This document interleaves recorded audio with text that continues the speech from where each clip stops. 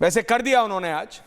हाँ रोहित, प्रेम दादा आ रहा हूं, दुबे जी आपसे कुछ पूछना चाह रहे हैं। रोहित कोई काउंटर सुनिए, तुम ये फेल क्या हो गए, बात रोहित। करेंगे?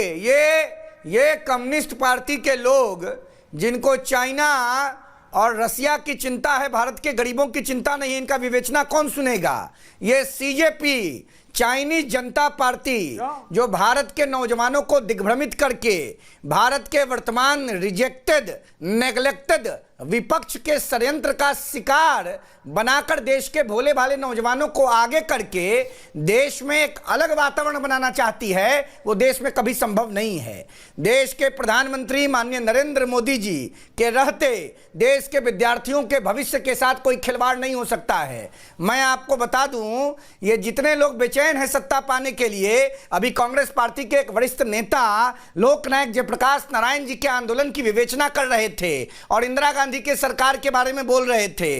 मैं उनको याद दिला दूं कि लोकनायक जयप्रकाश नारायण के आंदोलन में जब छात्र और नौजवान उग्र हुए तो देश के विपक्षी पार्टियों के सभी प्रमुख नेताओं को जेल की काल कोठरी में ठुसवाने का काम, ठेलवाने का काम तत्कालीन हिटलर शाही की प्रतीक स्वर्गीय इंदिरा गांधी ने किया था। आज देश में पूज्य बाबा साहब अंबेडकर के संविधान में आस्था, निष्ठा और प्रतिष्ठा रखने वाले गणनायक नरेंद्र मोदी जी के नेतृत्व में देश के विपक्ष के राजनेता पार्लियामेंट में भाषण दे रहे हैं और देश के नौजवान रोड पर प्रदर्शन कर रहे हैं। ये दिग्भ्रमित करने का षड्यंत्र बंद करें कांग्रेस के लोग, कम्युनिस्ट पार्टी के लोग। देश की जनता जानती है नरेंद्र मोदी जब तक हैं लोकतंत्र और संविधान सुरक्षित है, और ये चाइनीज जनता पार्टी के लोगों के दिखावे में, छलावे में, बहकावे में देश का नौजवान नहीं आएगा।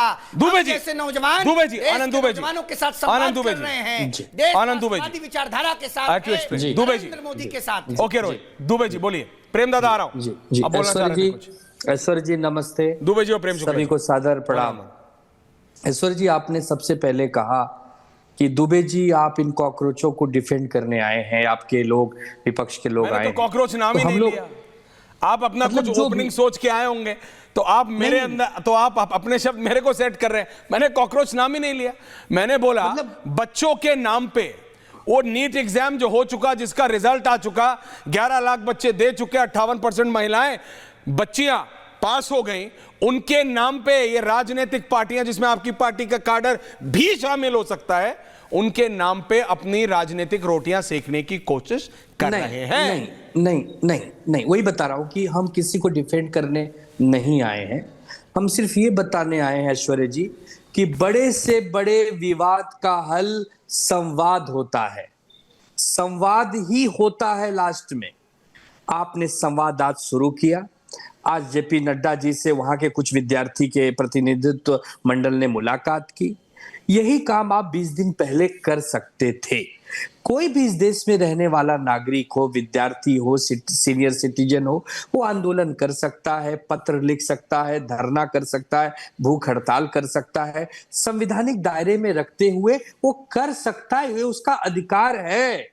हम किसी हिंसा का समर्थन करने या नहीं बैठे हैं, उपद्रव नहीं होना चाहिए, लेकिन ये मांग भी जायज है कि बार बार अगर नीट के पेपर हो, पुलिस भर्ती के पेपर हो, सरकारी और विभागों के पेपर हो, अगर वो लीक होते हैं तो क्यों होते हैं, कौन करता है, क्यों करता है, इसकी जवाबदेही सरकार को लेनी पड़ेगी।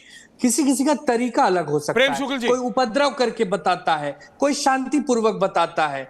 ये पुलिस का बहुत बड़ा फेलियर है, दिल्ली इंटेलिजेंस का फेलियर है कि जब संसद का सत्र आज शुरू हो रहा है और इतनी तादाद में नौजवान आ रहे हैं और पुलिस लास्ट मोमेंट पे धरपकड़ कर रही है। आपको पहले से ही वो कम से कम संख्या में वहां तक पहुंचे, हाई सुरक्षा वाला जोन है, लुटियंस में पूरे दुनिया की नजर होती है, तो ऐसे में पुलिस को भी तो एक जिम्मेदारी लेनी होगी कि वो कहां ओके प्रेम शुक्ल जी, जब उनको सब पता था। प्रेम दादा, तो लास्ट में ये हिंसा क्यों? प्रेम दादा, जो मैंने आपसे कहा, जो मैंने शुरू में ही पूछा, इन्होंने 40वें मिनट पे पूछा कि जिम्मेदारी तो आपकी थी, आपने होने दिया, आपने कमिश्नर बदला लास्ट मिनट पे, लेकिन फिर भी हो गया। मैं देखिए जिम्मेदारी को किस तरह से गलत तरीके से उपयोग में लाया जाता है, इसका उदाहरण देता हूँ जी। आनंद दुबे जी जिस महाराष्ट्र से आते हैं, उस महाराष्ट्र में गोवारी समाज के लोगों ने नागपुर में मोर्चा निकाला। मैं एज पत्रकार कवर करने गया था। पुलिस ने लाठीचार्ज करके 114 लोगों की हत्या कर दी। कितनी? 114। और शरद पवार ने त्यागपत्र तक नहीं दिया। शरद पवार मुख्यमंत्री थे। आदरणीय अटल बिहारी वाजपेयी जी 1966 में किसानों के मोर्चे का नेतृत्व कर रहे थे, उन पर लाठीचार्ज कर दिया गया। 1993 में डॉक्टर मुरली मनोहर जोशी भारतीय जनता पार्टी के राष्ट्रीय अध्यक्ष थे, वो सरकार के विरुद्ध जो है प्रदर्शन कर रहे थे, उन पर ऐसा लाठीचार्ज किया गया कि उनको आईसीयू में एडमिट करना पड़ा। ये होता है बर्बरता। 114 लोगों की हत्या करने वाले कांग्रेसी, ये जो है आज जब उल्टा पुलिस पर जो है हमला हो रहा है और पुलिस संयम बरत रही है, तो पुलिस को कह रहे हैं कि पुलिस गलत कर रही है। जवाहरलाल नेहरू के प्रधानमंत्रित्व के काल में बिहार में किसानों पर गोलीबारी हुई और दर्जनों किसान मारे गए जी। ये जवाहरलाल नेहरू से लेकर डॉक्टर मनमोहन सिंह तक इनकी क्रूरता का इतिहास है। ओके ऐश्वर्य जी, भाई रामदेव जी के साथ क्या हरकत की गई थी? रामदेव जी भी जो है शांतिपूर्ण प्रदर्शन कर रहे थे। पी चिदम्बरम की पुलिस ने क्या किया था, डॉक्टर मनमोहन सिंह की सरकार ने क्या किया था, तब कम्युनिस्ट कहां चले गए थे? यही कम्युनिस्टों ने ममता बनर्जी का राइटर्स बिल्डिंग के बाहर उनकी लगभग हत्या कर दी थी।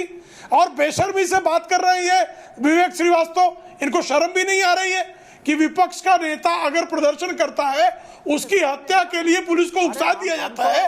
और ऐसी पुलिस की बर्बरता करने वाले आज संयम के प्रदर्शन पर ये पुलिस पर प्रश्न खड़ा कर रहे हैं। ओके, संयम का 10 सेकंड आंसर है जो आदरणीय नरेंद्र मोदी जी के नेतृत्व में संभव है।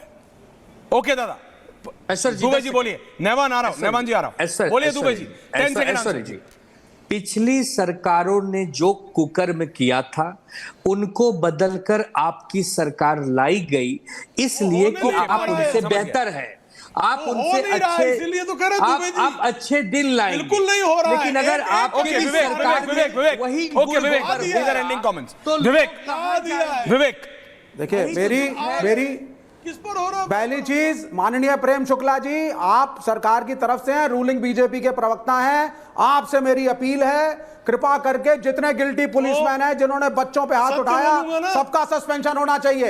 एक एक के खिलाफ चार्जशीट बनाइए। ज्योति बसु को कहो कि हत्यारा मेरी था। अपील है कहो आपसे। ज्योति बसु हत्यारा था। दूसरी चीज, कहो ज्योति बसु हत्यारा था। नहीं, कहो ज्योति बसु इनोसेंट हत्यारा लड़कों था। को पीटा गया है, सर फोड़े गए हैं, बच्चों के खिलाफ एट्रोसिटीज हुई हैं। नैवान शर्मा, आपसे अपील है मेरी। विवेक, आपका हश्र इस देश की जनता ठीक करती है। जो 48 साल के नेता को युवा मोर्चा का अध्यक्ष बनाए, आपकी डेफिनेशन भी बढ़िया है। नैवान शर्मा, ये 15-16 साल के बच्चे हैं, ये यंग बच्चे हैं जो वल्नर 41 साल के थोड़ा तो अब तो नैवान आफ्टर 47 मिनट्स अब तो बता दीजिए कि मेरा काडर था ऐश्वर्या, मेरे ही काडर ने बैरिकेड तोड़े, मेरे ही काडर आगे बढ़ा, मेरे ही काडर ने नियम तोड़े, मेरे ही काडर ने आगे बढ़ के फोर्स किया दिल्ली पुलिस को और रैफको की लाठी चले। और जब लाठी चली तो लाठी आइडेंटिफाई नहीं करती कि ये बीजेपी का है, ये आम आदमी पार्टी का है, ये बच्चा है, ये 16 साल का है, ये 40 साल का है।